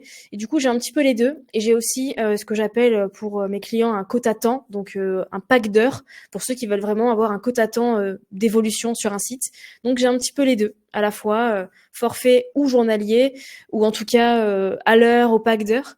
Mais maintenant, l'expérience me fait dire que j'arrive à identifier s'il faut la journée pour le package d'accompagnement, je dirais un peu global, ou si c'est finalement du quota temps pour des évolutions, c'est un peu en fonction des types de missions et du type de besoin. Donc c'est un petit peu les deux, ça répond à ta question. Ouais, je pense que l'avantage du forfait, c'est que ça sécurise ton client. Mais dans ce cas-là, s'il y a de la variabilité, c'est-à-dire que si tu passes trop de temps, bah, tu es de ta poche, entre guillemets, puisque c'est du temps que tu n'arrives pas à facturer. Exactement. C'est plus stressant aussi, le forfait. Mais comme tu rassures ton client, il y a un équilibre à trouver. Et souvent, tu te mets une petite marge de sécurité de 15-20% par rapport à quelque chose que tu ferais en régie. Et après, ça dépend aussi de ton plan de charge. Parce qu'en fait, ce qui est compliqué quand tu stresses, quand tu démarres, tu fais beaucoup de prospection, donc tu as beaucoup de clients. Quand tu as tes premiers clients, tu veux les satisfaire très vite et tu veux facturer très vite. Donc, C'est tu ça. charges la mule. Donc, tu arrêtes de prospecter et donc tu as des temps morts. Et là aussi, il y a un temps d'expérience à réaliser. Et en fait, il faut aussi gérer ses plans de charge. Hamza nous dit j'ai potentiellement un client, mais il n'a pas beaucoup de moyens sur un site vitrine. Il dit est-ce que je prends l'expérience en facture en bas? Je pense que tu as répondu à peu près J'ai dans plus ou moins l'esprit. répondu, je Ouais, pense. si c'est une Faut belle jauger. référence derrière, faut la prendre. Exactement. Cordélia nous dit par quoi tu commences quand tu démarches tes clients qui ont par quoi tu commences? tu démarches des clients qui ont une demande de prestation, ou tu utilises des plateformes de freelance. Difficile de savoir comment tu mixes en fait cette partie-ci. Alors c'est vrai qu'au début, quand j'ai commencé ma vie de freelance, bah, j'ai un petit peu activé ce que je disais, mes différents types de réseaux. Donc le réseau proche, j'avais relancé pas mal d'amis, de collègues, etc. autour de moi, s'ils avaient des missions, s'ils entendaient parler de quelque chose. Et évidemment, ce qui m'a vraiment aidé, c'était le réseau O'Clock, puisqu'il y a eu une mission tout de suite avec un ancien développeur de ma promo, mais aussi grâce à Malte. Donc ça, c'est un petit peu le coup de boost que j'ai eu quand j'ai commencé. Puis évidemment, la mission qui a été posée sur un plateau quand j'ai dit que je me lançais. Après, effectivement, c'est difficile pour toi, Cordélia, j'imagine, de trouver tes premiers clients si c'est le cas. Si tu es freelance, je sais pas pour le coup. Mais au début, ce qu'on peut faire, en fait, déjà, c'est identifier qu'est-ce qu'on vend, en fait. Et il faut que ce soit simple. Donc, si on fait, je prends encore mon exemple parce que c'est celui que je maîtrise le mieux, je me permettrai pas de donner un exemple que je connais pas. Mais dans mon cas, évidemment, par exemple, si je me sens à l'aise de faire, par exemple, une landing page pour des clients, ben, je vais avoir une offre. Je vais pas chercher à vendre 30 000 trucs. Je vais dire, OK, je fais des landing pages ou des sites internet de façon générale. Et donc, je vais aller essayer de démarcher autour de moi, ben, justement, des clients dans un secteur que je connais. Je m'explique. Avant d'être freelance et à mon compte, j'ai travaillé dans les télécoms et dans le e-commerce, donc pour la vente de bricolage. Et donc, peut-être que j'aurais pu aller cibler des entreprises un petit peu dans ce secteur-là ou un petit peu adjacentes, par exemple des artisans, puisque j'aurais pu mettre en avant que je connais un petit peu le secteur du bricolage pour y avoir travaillé. Et donc, j'allais toquer aux portes de gens qui sont dans ce secteur que je connaissais de près ou de loin, ou la menuiserie plus particulièrement que je connaissais un peu avant. Mais l'idée, c'était d'aller toquer aux portes où je me sentais assez légitime de dire bah, j'ai quelque chose que je connais et en même temps, j'ai des compétences à apporter. Donc, je reviens un peu à ce que j'ai dit tout à l'heure. Il faut aller dire autour de soi qu'est-ce qu'on fait, à qui on s'adresse, en tout cas, qu'est-ce qu'on propose comme service. Et en fait, d'avoir quelque chose de très clair. Et aussi, je vais me contredire en live, mais c'est un peu l'idée, c'est si un client vous dit, ben moi c'est pas vraiment un site que je veux, mais c'est un petit peu, je sais pas, une maquette ou je sais pas du SEO, des choses comme ça. Ben c'est d'accepter uniquement, je précise, si on s'en sent capable et si on a envie de creuser ce sujet-là, parce qu'en fait, faut pas forcément être bloqué sur une seule offre et bloqué sur un seul truc. Si c'est des choses qui sont un peu connexes, annexes, et c'est souvent le cas dans le web pour le coup, parce que les clients connaissent pas tous les jargons, connaissent pas l'éventail de choses qu'il y a autour. Vous pouvez accepter si c'est vraiment dans vos cordes, dans vos envies. Mais l'idée, c'est ça. Quelque chose de simple, efficace, et être un petit peu ouvert aux à côté, parce que des fois, ça ouvre des portes et c'est pas négligeable. Ouais, tout à l'heure, tu parlais de l'importance du réseau, et je pensais au livre du fondateur de LinkedIn, Reid Hoffman, Oui, The Startup of You, traduit en oui, français par Gérer sa carrière comme une startup ou quelque chose comme oui. ça. Et qui dit deux choses, enfin, qui dit plusieurs choses, mais qui dit soyez le meilleur de votre segment. Il prend l'exemple du basket. Les plus grands joueurs vont en NBA aux États-Unis, mais les joueurs un peu moins bons vont dans le championnat européen. Et en fait, Oui. c'est important d'être le meilleur de son segment. Et effectivement, quand on construit son offre, plutôt que de dire ah, je sais tout faire, et donc de ne pas être lisible, c'est de dire effectivement je suis le spécialiste des landing pages dans la menuiserie. Et dans ce cas-là, ça donne Exactement. un angle d'attaque parce que ça permet d'avoir une offre lisible et claire. Et puis après, effectivement, surtout quand on travaille avec des TP ou des PME, les gens n'ont pas tout le jargon et ils veulent un service complet. Et une fois que ça fit, ils confient quelque chose, puis une autre chose par capillarité. Et si vous si vous sentez confiant et que vous savez que vous pouvez acquérir la compétence rapidement, c'est comme ça aussi qu'on développe sa palette d'expérience. Exactement. Il y a une question de Pierre. Alors, il n'y a pas de smiley et en même temps, si on regarde juste le discours, c'est assez sobre, mais il dit voilà, tu tires l'essentiel des revenus de tes formations ou ton freelancing. En gros, il dit est-ce que tu vends des pelles dans la rue et vers l'or? Eh ben, la Voilà. réponse en live, du coup, je vends plus de prestations que de formation parce que déjà de base c'est mon cœur d'expertise. La formation c'est assez récent, la formation vraiment liée à matrice freelance, hein, j'entends, hein. Pas de la formation que je fais dans le cadre des écoles ou auprès de professionnels. Non, vraiment, j'ai envie de dire que 80% de mon chiffre d'affaires, 90% de mon chiffre d'affaires, c'est vraiment du freelancing. Et je pense que bon, bah du coup le ratio tu l'as à peu près, on va dire sur les termes.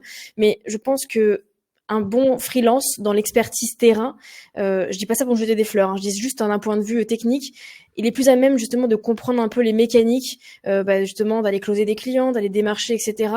Parce que si je ne vendais que de la formation, effectivement, ça voudrait dire que effectivement je fais plus de prestations, donc du coup j'ai moins le pied sur le terrain et sur ce qui se passe avec les clients. Et pour moi, en tout cas, et ça c'est ma conviction, c'est qu'on reste plus dans du partage d'informations qu'on glane ici et là dans les bouquins, dans les formations des autres aussi, parce qu'un formateur se fait aussi former. Et j'ai toujours envie, et ça c'est vraiment une ligne conductrice que j'ai chez moi, de rester freelance et en même temps de faire un peu de formation, parce que ça me permet à moi de me sentir crédible aussi, de pas être empreinte syndrome de l'imposteur, d'être toujours dans le métier et d'être toujours professionnel du domaine, en tout cas sur la partie web, pour pouvoir aider les freelances à se lancer et les freelances aussi à créer leur activité. Donc voilà, j'avais envie de garder un petit peu les deux et pas de transitionner complètement sur autre chose, parce que ça veut dire aussi faire des choix, et choisir c'est renoncer. Je trouve ça très intéressant comme posture parce que, comme tu l'as évoqué tout à l'heure, il y a besoin d'une approche introspective quand tu te lances, hein, très clairement. Voilà, les pensées limitantes, les obstacles, quelque chose vraiment beaucoup d'inconnu et avec une insécurité professionnelle et potentiellement matérielle pendant quelque temps.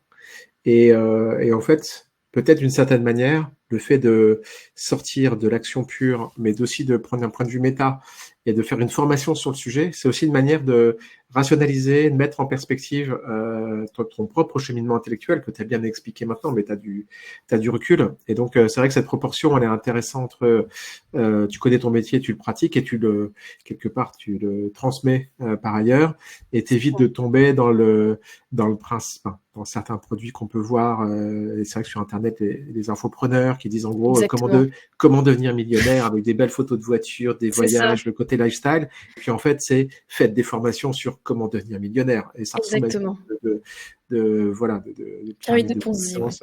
Voilà. Je pense qu'il y avait aussi une petite idée, et merci d'avoir répondu avec beaucoup d'honnêteté. Benoît nous demande est-ce que notre secteur pro recrute beaucoup en agence et même en junior. C'est une question. Ouais, le beaucoup, c'est le marché reste dynamique. Maintenant, le beaucoup, il se tasse. Voilà, il s'est tassé un peu les derniers mois, sur les 18 derniers mois, notamment suite au contexte géopolitique. Donc ça dépend, voilà, ça dépend un peu, mais ça recrute, c'est pas bouché. Mais c'est un peu plus contracté qu'il y a quelques temps. Zian nous demande je suis en cours de reconversion professionnelle, j'aimerais me lancer en freelance. Est-ce que elle pourrait trouver sa première mission uniquement avec les compétences qu'elle a acquises, ou qu'il a acquises, pardon. Oui, alors faut pas vouloir décrocher la lune, mais si c'est une formation chez nous, une de nos formations en 8-10 mois, il faut que le prix soit adapté à la prestation. Et donc, tu as donné les super conseils. Regardez sur Malte, parce qu'il y a un positionnement prix-qualité. Et oui, après, il faut trouver effectivement le premier client et partir comme ça. Hamza vient avec des questions sur l'estimation des deadlines qui vient avec l'expérience. Complètement. Voilà. Et donc au début, il faut être souple, mais il faut essayer de pas trop se tromper sur les délais. Alors après, sur les gestions de projet, il y a le triangle qualité, coût, délai. Si vous devez faire un site pour célébrer un événement ou un anniversaire, ou voilà, puisque c'est un peu le thème de la soirée, eh bien par moment, on peut peut-être réduire la qualité, donc faire moins de choses pour tenir le délai. Maintenant, si vous faites des sites du type où il y a une dimension sécurité, une centrale nucléaire par exemple, ou une fusée que vous envoyez dans l'espace, la qualité est supérieure au délai. On ne dit pas j'avais prévu de l'envoyer ça le 17 juillet, c'est fini, j'appuie sur le bouton et on verra bien ce qui va se passer. C'est ça. Et par moment, c'est le budget, quoi qu'il arrive.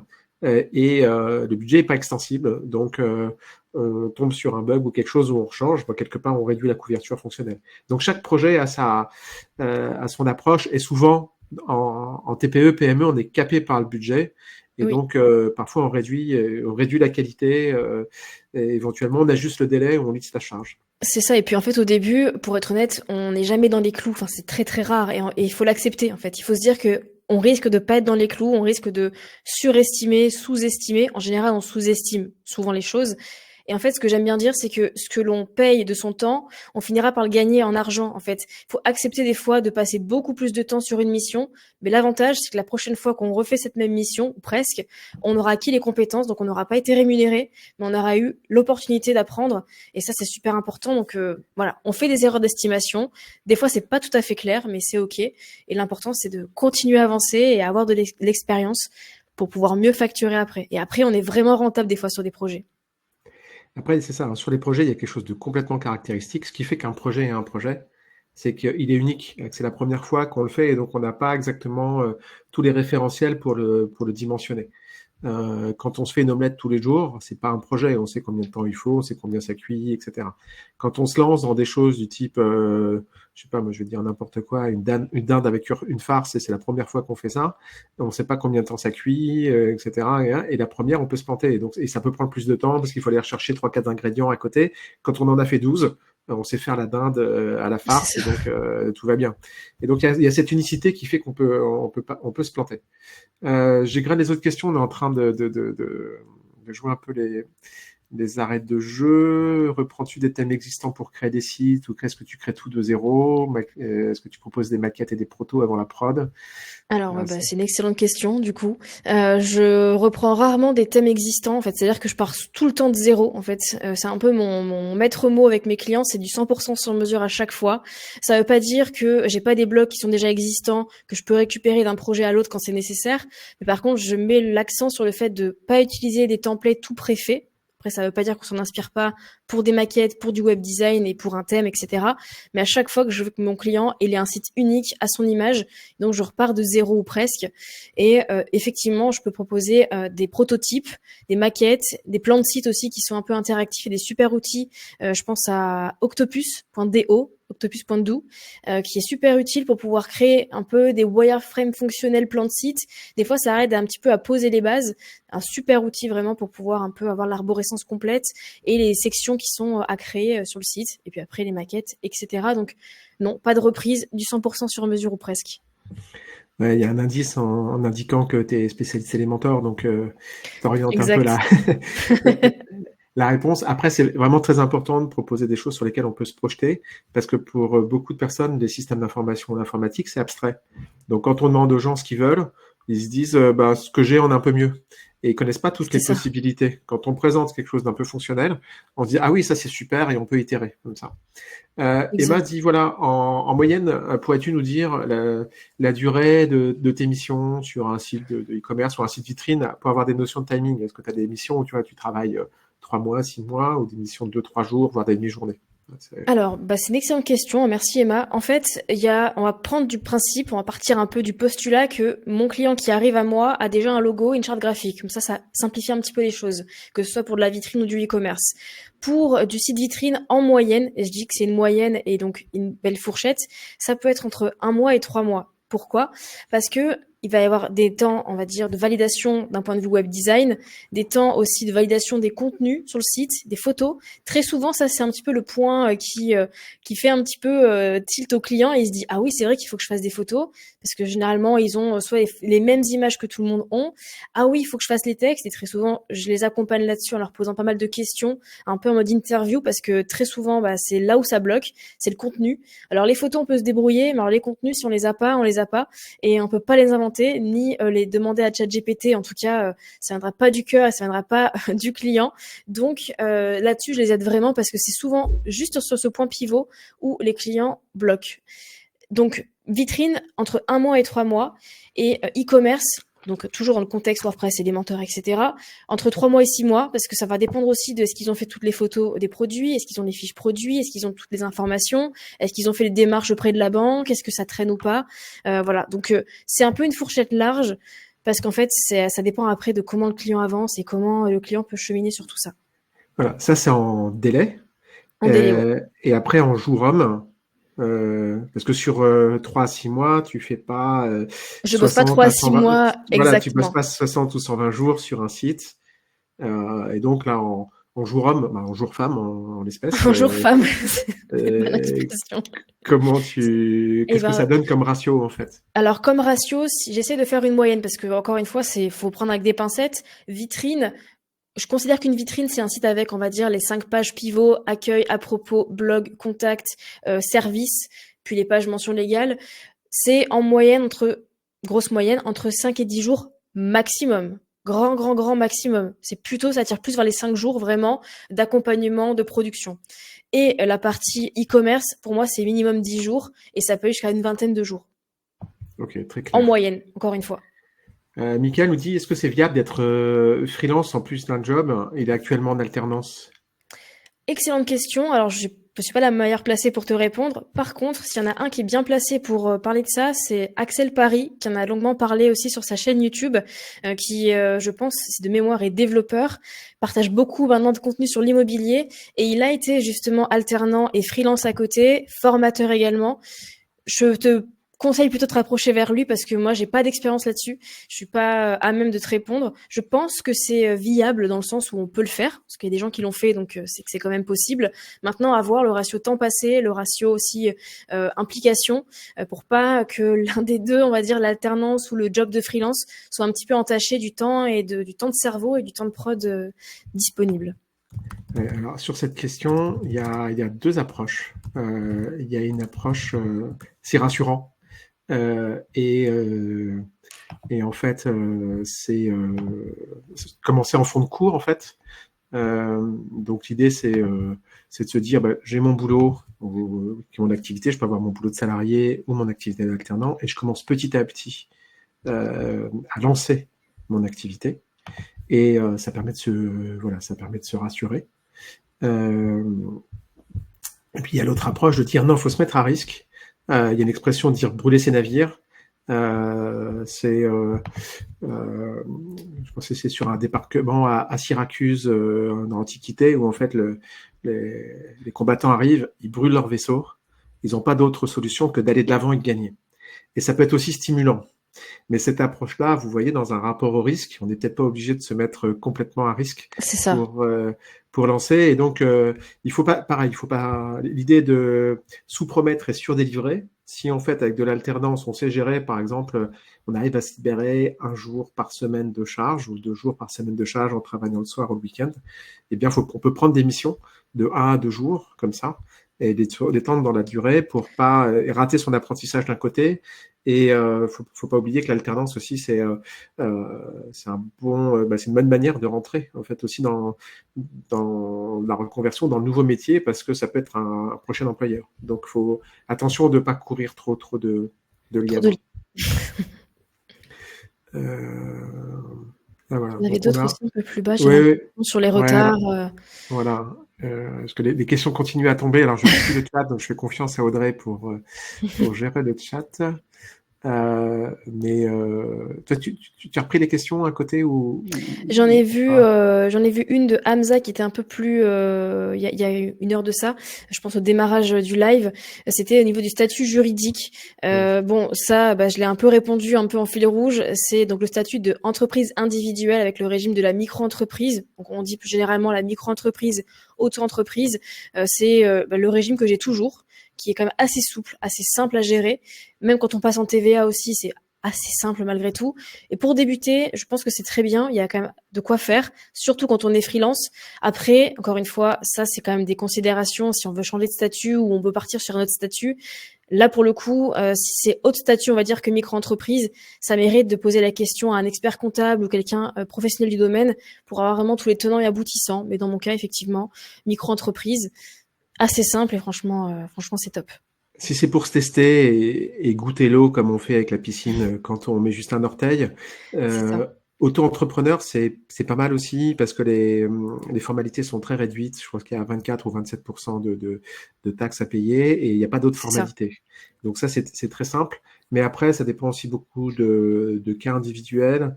Et donc, par exemple, voilà, si vous êtes demandeur d'emploi et que vous bénéficiez d'allocations, il y a des statuts, des modalités un peu particulières. Donc, ça vaut la peine de creuser en fonction des différents cas. Il n'y a pas de réponse adaptée. Sur le statut juridique, il ne faut pas s'en faire une montagne. Il y a 2-3 statuts qu'il faut étudier. Prenez prenez conseil auprès d'un expert comptable. En général, il demande un petit peu de sous, mais en avant-vente, il en demande pas trop. Mais il peut vous dire, voilà, entre les 3-4 statuts, la SASU, l'entreprise individuelle, l'auto-entrepreneur, c'est un peu comme ça, le URL, voilà, c'est un peu sur ces formats-là qu'il faut regarder, parce que si vous avez aussi des sous-traitants, ou si vous avez des frais, etc., quand vous êtes auto-entrepreneur, vous ne pouvez pas déduire vos frais, donc quelque part, ça peut être moins intéressant là où en entreprise, vous pouvez déduire vos frais. Donc regardez bien ces statuts-ci, mais grosso modo, voilà, toi, tu as donné ton cas particulier qui est d'abord rechercher la souplesse, et quand vous avez du chiffre d'affaires, vérifiez les seuils et grossissez au fur et à mesure, mais si c'est pour se tester, voilà, ce que tu évoques, auto-entrepreneur, c'est bien. Exact. Je reprends un peu le chat. Alors, on joue clairement les arrêts de jeu et vous pouvez bien sûr vous libérer pour commencer à manger par anticipation les parts du gâteau d'anniversaire de Sarah. Je fais un tour sur le chat pour voir si j'ai pas trop oublié de choses, mais sinon, Audrey m'aura peut-être donné un coup de pied voilà, sous la J'en ai table. une autre de question qui est intéressante de Kevin Lavenant sur comment facturer l'hébergement mensuel et le SAV. Alors précision, je ne facture pas l'hébergement. Je sais qu'il y a des freelances qui le proposent.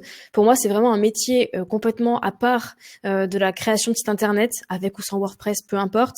Et donc, c'est quand même un métier. Et pour ça, moi, mon parti, et ce que j'ai choisi de faire, c'est de conseiller à mes clients justement un ou plusieurs hébergeurs en fonction de leur budget, de leurs besoins. En général, c'est la triade très connue OVH, O2Switch, Infomaniac pour les hébergeurs qui sont français et francophones, pour Infomaniac qui est suisse. Et donc, je ne le facture pas à mon client, je le conseille. Donc, je peux facturer évidemment de l'heure de conseil. Après, c'est des besoins très spécifiques. Ben voilà, encore une fois, c'est du conseil, mais moi, je ne facture pas d'hébergement à proprement parler. C'est pas un service que je fais. Et donc, concernant le SAV, ce que moi j'appelle plutôt le quote à temps, le support, on va dire la maintenance évolutive et corrective, c'est ce que je dis tout à l'heure, c'est un petit quote à temps, un petit pack d'heures, 5, 10 heures, 15 heures, peu importe, 3 heures si vraiment le client est un petit peu en tension sur son budget pour avoir au moins quelques heures de support dans l'année. Et donc, voilà un peu ce que je fais. Donc, pas d'hébergement, que de la maintenance préventive et on va dire corrective, évolutive. Claire. Fabio pose une question sur combien de projets avoir dans son portfolio, combien de personnes dans son réseau, et se connecter avec qui pour devenir intéressant pour ses clients. C'est presque une conférence à part entière. Oui, c'est clair, c'est carrément une conférence sur le fait de réseauter. Je prends la question à l'inverse. Du coup, combien de personnes dans son réseau LinkedIn? Il n'y a pas de chiffre en fait. Par contre, il faut qu'il y ait des personnes qui soient assez pertinentes et pivots dans votre réseau. Donc des gens qui peuvent vous connecter aux autres et des gens qui sont vraiment des très bons connecteurs. Donc pour passer des cartes de visite, passer le mot. Il y a des gens qui sont vraiment excellents là-dedans et qui savent vous mettre en relation très très facilement. Et c'est comme ça que moi j'ai eu ma première mission. C'est vraiment grâce à un connecteur qui a juste fait la mise en relation, qui était au bon endroit au bon moment entre le client et moi. Donc il n'y a pas de chiffres, mais par contre il faut qu'il y ait un peu de qualité et c'est bien de viser des personnes qui ont eux aussi un gros réseau, évidemment, parce qu'il y a toujours moyen, notamment sur LinkedIn, de se faire connaître des uns des autres. Surtout que sur LinkedIn, on a l'impression des fois qu'on n'a pas beaucoup de réactions sur des posts, etc. Mais en réalité, les impressions, ce qu'on voit sur LinkedIn quand on voit les chiffres derrière un post, derrière une communication, c'est réel. Et quand on voit des fois que 300, 500, on se dit punaise, c'est pas beaucoup. Mais imaginez-vous 300 ou 500 personnes devant vous qui ont potentiellement vu, entendu parler de votre besoin, de votre CV, de votre recherche de clients ou quoi que ce soit. Ça fait quand même du monde. Donc, il n'y a pas de chiffres, mais juste ayez des bonnes personnes autour de vous qui ont du réseau, qui peuvent vous connecter. Et le nombre de projets dans le portfolio, ça aussi, il n'y a pas de réponse type, il n'y a pas de nombre, on va dire, vraiment figé. Par contre, il faut des projets pertinents. Donc, on va dire que si vous, dans mon cas, je prends encore une fois mon exemple, si je fais la création de vitrines, création de site e-commerce, création de plateformes, je peux avoir 2 à 3 projets par grande famille pour identifier un petit peu ce que j'ai fait sur chacun des types de clients. S'il y a aussi une niche de clients, c'est pas mon cas, mais en tout cas, certains ont des fois vraiment des niches de clients, mais c'est pas la peine d'en avoir 150 000. Les clients vont pas aller voir tous les projets que vous avez faits, ils vont regarder ceux qui sont les plus pertinents pour eux, et là, encore une fois, ils peuvent se projeter. Petit complément de réponse sur la taille du réseau. Je vous renvoie quand même sur ce bouquin de Reid Hoffman qui est assez court, qui explique aussi la logique. C'est pas pour rien que Reid Hoffman a monté LinkedIn. En anthropologie, c'est quelque chose qui est vu. Il y a un nombre dit le nombre de Dunbar, qui est le nombre de personnes avec lesquelles on peut avoir des interactions régulières et en termes de préoccupation, et c'est à peu près 120 personnes. C'est difficile d'avoir des relations en termes amicales ou copains avec plus de, voilà, ça sert à rien d'avoir un réseau de 5000 personnes. Et en fait, ce qui est aussi étudié en sociométrie, c'est en fait l'idée de weak tie, donc en fait des gens qui sont charnières. Vous vous rendez compte que si vous traînez tout le temps avec la même bande de 5-6 potes, ben en fait, vous n'allez pas avoir de nouvelles opportunités. En revanche, il y a une personne de votre groupe qui vient une fois par mois, une fois de temps en temps, qui lui qui elle est dans un autre groupe et qui a d'autres connaissances, d'autres systèmes, d'autres équipes. Et donc en fait, le maillon, pas le maillon faible, mais voilà, la personne qui est à cheval sur plusieurs réseaux, ce sont ce type de personnes qu'il faut chercher à récupérer. Et en fait, après, sur LinkedIn, il faut avoir des accroches qui sont quand même pertinentes parce que ça sert à rien d'aller demander, je sais pas moi, à Xavier Niel ou voilà, pour dire ah c'est super, j'ai Xavier Niel dans mon réseau. Peut-être qu'il va accepter tout le monde à un moment pour plein de raisons, mais vous pouvez pas l'engager. Donc la question c'est est-ce que vous êtes capable de créer une interaction qui va permettre une recommandation à un moment ou à un autre. Et donc dans le côté entrer en contact, mettre une note ou éventuellement quand on vous demande en contact de prévoir un petit rendez-vous de connaissances, voilà, de découverte, une demi-heure, pour voir si vous avez des synergies communes, plutôt qu'essayer d'en avoir 250 en 2 semaines, c'est d'en avoir 3-4, mais en revanche avec lesquels vous discutez. Enfin, Exactement, et, honnêtement, c'est parfait, cette réponse. ouais, C'est exactement je- ça. et après, ça s'arrose au quotidien, ça s'entretient un réseau, et vous allez voir s'il va vous suivre avec le temps, et il bouge, et ben ça respire en fait un réseau. Et pour là, on a parlé beaucoup web, pour les projets, pour les gens qui sont développeurs, avoir un GitHub entretenu. C'est aussi important parce que là, si vous cherchez l'émission, ça fait partie des choses qu'on regarde. Et si vous mettez à jour votre portfolio une fois par mois, c'est moche parce que le nombre d'interactions se voit en fait sur votre calendrier. Donc, il vaut mieux travailler régulièrement et ça se regarde, ça donne aussi une impression. Alors après, si vous êtes une star, vous avez un gros projet qui est super, eh bien, vous mettez ça en avant. Mais aussi la régularité, c'est important. Alors, il reste plein de questions. Je ne sais pas jusqu'où on joue les arrêts de jeu. On se dit qu'on se laisse une huitaine de minutes et tu prends les questions qui te paraissent les plus saillantes et nous, on essaiera de répondre aussi en décalé. Bah, je peux répondre encore à 2 questions parce qu'après le timing va presser de mon côté. J'en ai une de Émilie Meyer qui nous pose la question sur comment faire face au retard dû au client, du genre délai de validation pour respecter la date de livraison estimée. C'est vrai que ça, c'est un petit peu monnaie courante. Pourquoi? Parce qu'en fait, parfois le client n'a pas forcément l'implication sur tout ce qui va se passer sur le site, c'est normal. Et donc, ça dépend aussi le timing et donc le retard. Il est vraiment, je dirais, pas volontaire, mais en tout cas, le client s'en fiche un peu, pour être honnête. Ou si le client en a conscience et qu'il essaie de faire tout son possible aussi pour ne pas altérer aussi le planning du freelance. Et donc, pour les clients qui sont vraiment indélicats et qui s'en fichent, clairement, effectivement, on peut proposer ou indiquer des pénalités de retard. Alors moi, ça m'est jamais arrivé en 5 ans de freelancing pour le coup, donc j'ai pas d'exemple concret à vous donner. En revanche, ce qu'on peut dire aux clients, c'est dire, bah voilà, j'avais attendu un livrable de votre part à telle date, ça fait tel jour, le nombre de jours que on n'a pas avancé là-dessus. On arrive à un point où en fait, moi, ça va me mettre en difficulté sur d'autres prestations et d'autres clients que j'ai en parallèle. Donc là, c'est le moment où on doit trouver un accord avec le client pour dire, bah, ok, là, on a un retard qui est de votre fait, c'est ok, j'entends, ça peut arriver, pas de souci. Mais donc, ça va décaler la date de livraison estimée, convenue, et le client doit en être au courant. Voilà, on doit au moins le poser par écrit et de dire effectivement bah, que dans ce cas-là, on peut reprendre la mission à tel moment, dès que ce sera livré par le client. Mais encore une fois, j'en reviens un peu à mes petits conseils de posture de pro. Notez-le, indiquez-le. Le but, c'est pas évidemment de créer une discorde, pas du tout, mais c'est juste bah déjà de juste d'indiquer voilà à ce moment-là il se passe ça. Donc voici comment les choses vont se dérouler à présent. Après, si le client vraiment nous met dans un embarras total et un retard de 3 à 6 mois pour aller plus loin, bon bah là effectivement, je pense que le mieux c'est de dire je pense qu'on met le projet en pause, mais moi de mon côté, je vais devoir prendre d'autres missions et je suis contraint d'avancer sur mes autres projets. Et donc, on se refracine plus tard et on met ça en suspens le temps de. Donc, pas de pénalité de retard dans mon cas de figure, mais en tout cas, de la communication intelligente avec le client pour trouver un accord. Parfait. Et une dernière question? Allons-y. Dernière question. Je ne sais pas si on avait une en particulier. Dans les questions, j'en vois pas. Mais par contre, Je cherche en même temps. Ah, merci Audrey. L'utilisation d'un CMS est pour toi indispensable dans ton travail. À l'heure actuelle, oui. Puisqu'en fait, déjà, c'est là où repose une de mes expertises, qui est de créer des sites, notamment avec WordPress et Elementor. Donc, évidemment que pour l'instant, c'est un indispensable. Après, on en parle souvent avec des collègues, aussi avec mon associé Déborah. C'est qu'est-ce qu'on fait demain si WordPress n'existe plus? L'idée, c'est que on retire une brique, mais pour autant, j'ai pas l'impression que le château s'effondre, en fait. Cette brique, on peut la remplacer par autre chose. On peut revenir à du code sur mesure, on peut revenir à d'autres outils, parce qu'on parle souvent de Webflow et autres. Et donc, je suis pas forcément inquiète au point de me faire des cheveux blancs, même si j'en ai déjà à mon âge. Mais c'est surtout de me dire que il faudra que je me remette encore en selle pour apprendre de nouvelles compétences. Mais ça, c'est le propre d'être freelance et être à son compte. Et même de façon plus large, ma vision, c'est aussi de se dire que c'est l'affaire d'une vie d'apprendre des choses.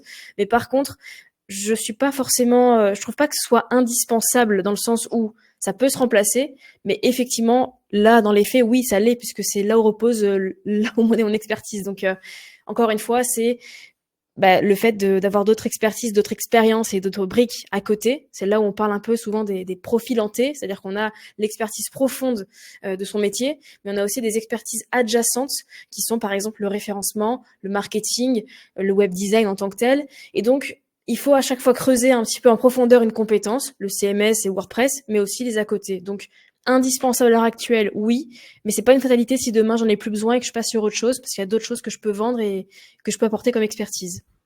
Alors, c'est une super réponse parce que ça permet aussi de faire une transition, une sorte de mot de la fin. J'en ai deux. Un sur le côté, effectivement, en technologie, ça évolue relativement très vite. Donc, en fait, mettre à jour ses savoirs au fil de l'eau, c'est très important.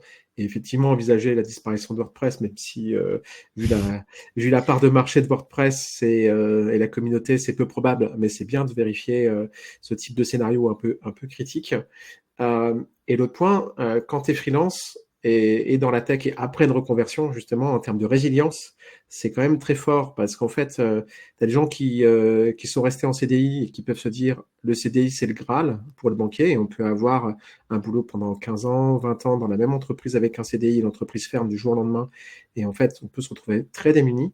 Mais en fait, quand on a eu le courage de la reconversion, qui est quand même en termes de remise en cause quelque chose de très profond, et que Oui. derrière, on se lance dans le freelancing avec des micro-missions, et en fait, tu dois retrouver des clients très régulièrement, de façon autonome les uns des autres. Après, il y a des hauts et il y a des bas. En termes de résilience, Nicolas Nassim Taleb Nassim Nicolas Taleb parlerait d'antifragilité, puisqu'en C'est ça. fait, tu as des petits hauts, des petits bas, mais ces micro-échecs ou ces micro-réussites font que, en fait, je pense que tu as plus confiance dans l'avenir aujourd'hui qu'il y a 10 ans. Mais je surinterprète probablement parce que je suis pas à ta place, mais je pense que dans ta Je te le posture, aujourd'hui, tu as confirme. cette confiance-là. Voilà. Ah oui, mais complètement. Quand j'étais encore salariée, et je finirai effectivement sur cette question, et c'est une belle conclusion. Quand j'étais salariée, donc j'ai fait un bac littéraire, j'ai fait un BTS dans le management. En fait, je sentais que j'étais pas au bout de ce que je pouvais faire sur les compétences métiers en général, sur ce que je peux proposer au monde en tant que salarié ou freelance. Mais surtout, j'avais pas cette posture-là. J'étais hyper introvertie, hyper timide. Comme j'ai écrit dans un post, limite quand j'étais enfant, à demander à ma mère de poser la question à la dame au magasin parce que j'avais peur de prendre la parole. Ça me paraissait juste inconcevable pour moi de le faire. Extrêmement timide, vraiment, même faire un live, franchement, j'aurais pas pu le faire.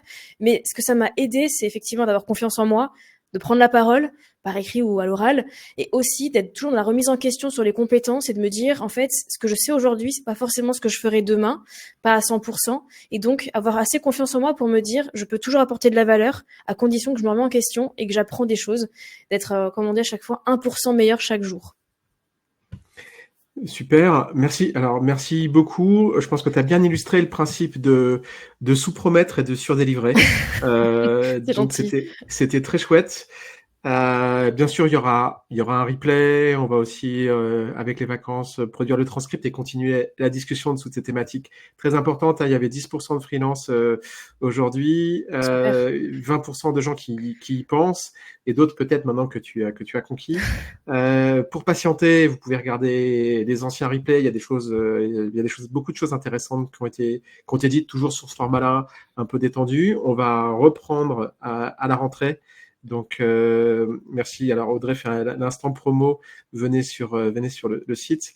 Et on vous prépare une surprise pour le 22 juillet. Petit teasing avec une ambiance vacances, avec des choses à apprendre aussi tous les jours. Et des cadeaux à gagner, pas uniquement des ballons de plage ou des serviettes de plage, avec des vrais gros cadeaux. Surveillez notre communication parce qu'en fait, il y a des apprenants au clock, il y a des anciens, donc vous n'avez pas toujours toutes les informations, et puis des gens qui sont dans la communauté un peu élargie qui sont venus pour toi. Surveillez ce qu'on va faire la semaine prochaine. Et on peut s'amuser en apprenant, ou l'inverse, apprendre en s'amusant, avec des choses un peu sympas qui se préparent. Donc, merci beaucoup à toi, merci à vous, et on se retrouve à la rentrée pour une deuxième saison des Happy Hours. Merci à tous.